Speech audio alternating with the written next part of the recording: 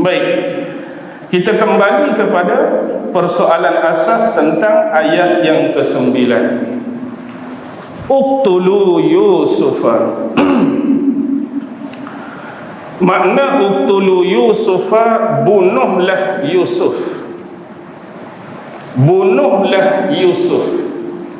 Bila kita sebut tentang perkataan bunuhlah, ini adalah merupakan satu ucapan, satu perkataan dalam bentuk mengarahkan orang lain untuk melakukan aktiviti pembunuhan. Dan kalau ini yang berlaku, kita perlu tengok kepada siapa arahan ini dikeluarkan. Nak bunuh siapa ni? Jelas Allah sebut bunuhlah Yusuf.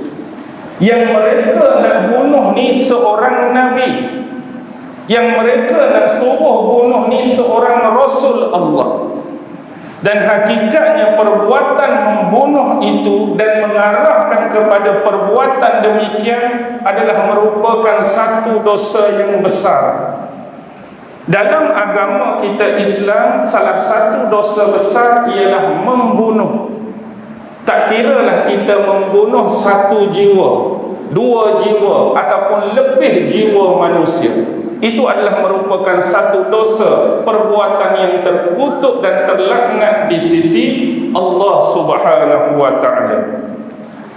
Walau bagaimanapun, bila kita berbicara mengenai bunuh ini kita boleh lihat dari dua sisi. Jangan melihat bunuh ini dari sudut satu sisi. Yang kebiasaan sisi pandangan manusia, membunuh ini adalah satu perbuatan yang terkutuk, satu perbuatan yang dilarang, satu perbuatan yang berdosa. Ya, agama kita, syariat kita menjelaskan hal tersebut. Yang menjadi dosa, yang menjadi kesalahan bila membunuh terhadap satu jiwa dengan jalan yang tidak benar, jalan yang tidak hak, jalan yang tidak betul. Sebagai contoh, kita tak ada kerja, duduk saja-saja, ambil kapak, ambil parang, pergi takik orang. Dengan takikkan tersebut menyebabkan kawan tu cedera, ataupun cedera parah, ataupun terbunuh selepas kita melakukan hentakan atau takikkan pada dia. Pasal apa hang buat macam tu kat dia? Saja-saja, tak ada kerja. Tadi aku duk asah parang nak test tajam ke tak tajam, lalu kawan ni pi takik. Hak ni tak dibolehkan. Tapi bila mana membunuh manusia lain dibolehkan, Islam juga mengajarkan ini, syariat juga mengajarkan ini bila adanya seruan daripada ulil amri, bila adanya seruan daripada pemerintah. Kita dalam keadaan tertekan, musuh-musuh sudah semakin dekat di sempadan, musuh sudah semakin marah. Sebagai pemerintah bagi negara ini, sebagai pemerintah bagi kerajaan ini, kita wajib mempertahankan tanah air, agama dan bangsa kita. Maka hari ini saya melaungkan seruan jihad fi sabilillah kepada seluruh penduduk negara ini. Perang. Jadi waktu kita menjadi tentera ataupun rakyat bagi satu-satu negara semata-mata nak mempertahankan maruah tanah air kita, lebih-lebih lagi nak mempertahankan agama Islam kita, nak mempertahankan saudara-saudara kita. Waktu tu dalam peperangan boleh bunuh ke tak boleh bunuh? Masa tu dibenarkan membunuh lah.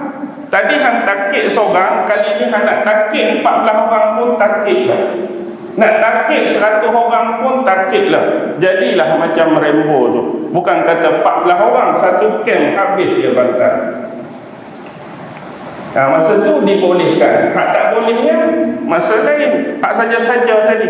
Hak ni jalan hak, hak ni jalan benar, boleh membunuh. Ada aturan dia. Sama macam melakukan hubungan dengan pasangan. Lelaki nak berhubungan dengan wanita, wanita nak berhubungan dengan lelaki. Cara hak salah apa dia? Bila perhubungan tersebut dilakukan di atas landasan tidak mempunyai hubungan atau ikatan yang sah. Kita ni lelaki, dia perempuan, kita tak ada ikatan yang sah. Dengan kata lain, kita ni bukan suami dia, dia tu bukan bini atau isteri kita. Tapi saja-saja.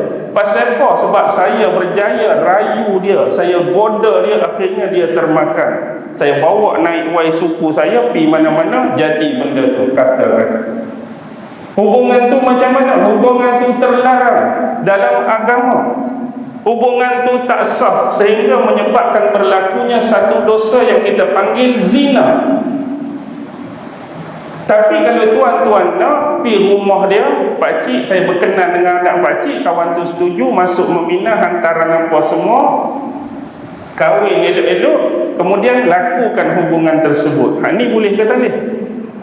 Boleh dah lah, tak ada masalah. Islam ni mengajar cara bagaimana menguruskan nafsu manusia. Ada cara hak tak boleh, cara yang dibolehkan, buatlah cara yang dibolehkan. Walaupun hak kata berzina, saya berzina sekali je ustaz, sekali je. Sekali pun kalau benda tu diharamkan dalam agama, tetap diharamkan. Ni dah halal, nak balung 14 kali pun kurang lah. Contoh tu, bukan marah. Dah halal dah, lebih pada 14 kali pun tak apa. Ni Islam ajar. Tetapi dari perkataan ini jelas bagi kita. Apa dia? Ini adalah merupakan perkataan daripada hasutan iblis. Iblislah yang menghasut kepada saudara-saudara Yusuf agar melakukan pengarahan terhadap aktiviti pembunuhan terhadap Nabi Allah Yusuf alaihi salam. Dan iblis sejak dulu melakukan perangkap-perangkap yang banyak, belitan-belitan yang banyak, terutama berkaitan dengan isu ataupun hal ehwal yang berkaitan dengan pembunuhan. Dia suka mengarahkan manusia supaya saling berbunuhan antara sesama manusia. Tuan-tuan mungkin tidak pernah melupakan kisah anak-anak Nabi Allah Adam alaihi salam, kisah Habil dan Qabil dulu. Habil dan Qabil dulu terjadinya kes pembunuhan, dan itulah sejarah mencatatkan kes pembunuhan buat pertama kali atas muka bumi. Pembunuhan terjadi buat pertama kali, the first time, ialah isu Habil dan Qabil, bunuh adik-beradik. Ni nak bunuh siapa? Nak bunuh orang lain ke nak bunuh adik-beradik? Nak bunuh adik-beradik juga. Hasutan datang daripada sumber yang sama, iblis. Dan yang menariknya, kisah Habil dan Qabil dan Yusuf ini mempunyai sumber dan terbitan yang sama. Yang jadi rasa nak membunuh adik-beradik sendiri itu sumber dia sama. Apa dia? Kecemburuan. Cemburu saja tuan-tuan. Habil dan Qabil dulu akibat cemburu. Bila mana anak-anak Nabi Adam ini dilahirkan daripada rahim Hawa, isteri Adam tu, hidup secara berpasangan. Sekali lahir kembar, laki perempuan, lahir lagi kembar, laki perempuan. Tetapi bila nak menyatukan mereka, nak mengahwinkan mereka, Allah memerintahkan kepada Adam supaya melakukan perkahwinan silang. Contohlah kata kelahiran pertama tu lelaki perempuan, jadi tak boleh kahwinkan lelaki dengan perempuan hak sama kelahiran tu. Kalau nak lahir, silang dengan hak kelahiran kedua tu. Contoh, lelaki hak lahir pertama boleh dikahwinkan dengan perempuan hak kelahiran yang kedua, hak kembar kedua tu. Hak perempuan yang pertama kahwinkan dengan lelaki yang kedua. Tak semestinya hak kedua tu. Marilah hak 3, 4 pun jangan adik-beradik yang lahir kembar sekali. Tapi benda ni tak dipersetujui oleh salah seorang daripada mereka. Kurang kerana apa? Kerana kebetulan adik-beradik hak lahir sekali dengan dia tu cantik, anggun, ayu. Dia nak kahwinlah dengan hak tu. Hak Nabi Adam nak kahwinkan dia tu tak berapa cantik, tak berapa comel, tu yang dia membangkang. Allah sekali ringkas cerita, adik-beradik seorang lagi tu duduk tengah tidur, elok-elok syok tidur, mari hasutan iblis, akhirnya ambil batu, pergi hempak dekat kepala kawan ni. Sehingga berakhirlah riwayat salah seorang dari mereka. Cemburu. Hak ni pun kerana apa? Cemburu. Cemburu sebab apa? Kerana bapa mereka Nabi Allah Yaqub lebih memberikan tumpuan, perhatian dan kasih sayang kepada Nabi Yusuf dan adik dia Bunyamin lebih daripada mereka. Bukan kata tak sayang kat mereka, lebih pada mereka.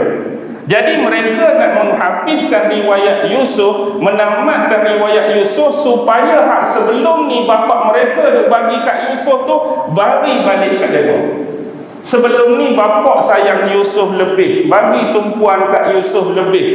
Tapi lepas kita singkirkan Yusuf, mudah-mudahan kasih sayang bapa tu mai balik kat kita, tumpu kat kita, bagi perhatian kat kita. Tu baik. Sekarang tidak disebutkan siapakah penutur kalimah ni. Memang tak jelas pun, tak pasti. Tetapi bila kita korek-korek, godek-godek beberapa buah tafsir, walaupun secara riwayat saya nak sebut, salah satu tafsir ialah Al-Jami' li Ahkamil Quran, karya Imam Al-Qurtubi. Dalam tu Imam Qurtubi bawa riwayat. Pertama dia menyebut, berkata Wahab bin Munabbih, bahawa penutur bagi kalimah ini ialah saudara Yusuf yang bernama Syam'un. Hak kata bunuhlah Yusuf tu, nama dia Syam'un. Manakala Ka'ab bin Al-Ahbar mengatakan penutur tu, hak menuturkan suruh bunuh Yusuf tu adalah adik-beradik mereka yang bernama Dan. Nombor satu tadi kata Syam'un, hak nombor dua ni kata Dan. Pandangan yang ketiga daripada Muqatil, seorang ulama besar, dia kata ni adalah perkataan Raubin. Jadi ada kata Syam'un, ada kata Dan, ada kata Raubin. Kalau kita buka satu lagi kitab tafsir Ma'alim At-Tanzil karya Imam Al-Baghawi, dalamnya hanya disebutkan dua saja. Dua tu pun hak sama yang disebutkan oleh Imam Qurtubi. Hak satu kata Syam'un, yang kedua kata Dan, tanpa menyebutkan pandangan Muqatil, hak kata Raubin. Yang jelasnya hanya Allah lah yang lebih mengetahui. Ini cuma sekadar riwayat. Kalau kita nak bagi cepat dan mudah faham, kena tengok balik lah adik-beradik dia tu. Kalau sebut Syam'un Dan ni dia jadi blur. Sebab anak Nabi Allah Yusuf ni, anak Nabi Allah Yaqub ni ada berapa? Bani Israel ada berapa? 12 lah kan? 12 asbab, 12 Bani Israel tu. Daripada 4 orang isteri. Isteri pertama 6 orang, isteri kedua 2 orang, isteri ketiga 3 orang, isteri keempat 2 orang. 6, 2, 2, 2. Jadi 12. Itulah Raubin, Syam'un, Lewi, Yahuza, Izakar, Zabulun. Isteri kedua Nabi Allah Yusuf dan Bunyamin. Isteri ketiga Jad dan Ashir. Isteri yang keempat Dan dan Naftali. Baik.